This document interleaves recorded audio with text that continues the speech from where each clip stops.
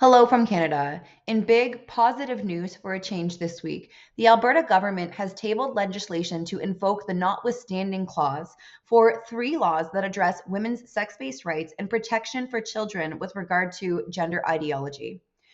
The announcement represents an important step toward ensuring that children are safeguarded from irreversible medical interventions that they are not developmentally prepared to assess.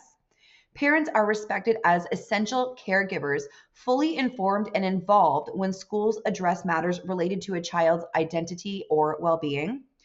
Educational materials on gender and sexuality receive appropriate oversight, supporting clarity and trust between schools and families, and that female athletes retain sex specific sporting categories, preserving fairness, dignity, and safety in women's sports.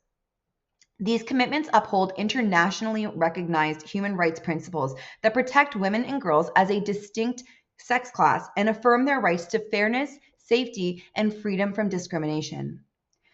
WDI Canada and WDI Alberta strongly support this action. We've issued a press release which can be read on the WDI website. The news coverage from the mainstream media, as well as certain politicians, including the Manitoba Minister of Health, are painting this move as one of hatred and cruelty, completely ignoring the mounting evidence showing that these policy changes are long overdue. Thankfully, more Canadians are waking up to the cost of gender ideology policies being implemented in law, making the news coverage and hand wringing from our opposition less effective, at least in this area. To be clear, we still have a long way to go with combating the narrative pushed by our government controlled mainstream media, but we are getting somewhere.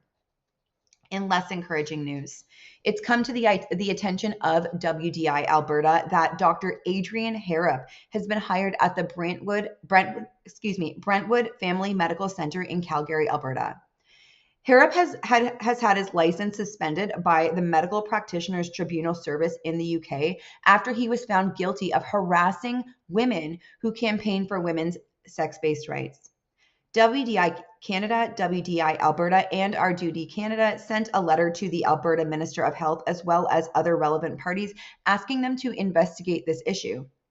At this time, we've not heard back from those who received the letter.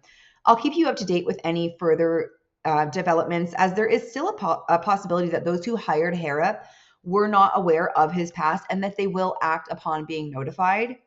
I can't say that I am incredibly confident that this will happen, but if the right thing will be done anywhere in this country with respect to women's sex-based rights, it will be in Alberta. Finally, COSBAR has announced that the annual reality-based Women Unite event in celebration of International Women's Day will be held in Montreal this year. The main event will be held Saturday, March 7th. Speakers include Genevieve Gluck and Anna Slatz of Redux, Dr. Linda Blade, Heather Mason, Natasha Tutino, and Alexandra Houle. There will also be a Keep Prisons single-sex demonstration held on March 8th. Please visit the COSBAR website to purchase tickets and arrange hotel accommodations. Thank you. That's all I have for you this week.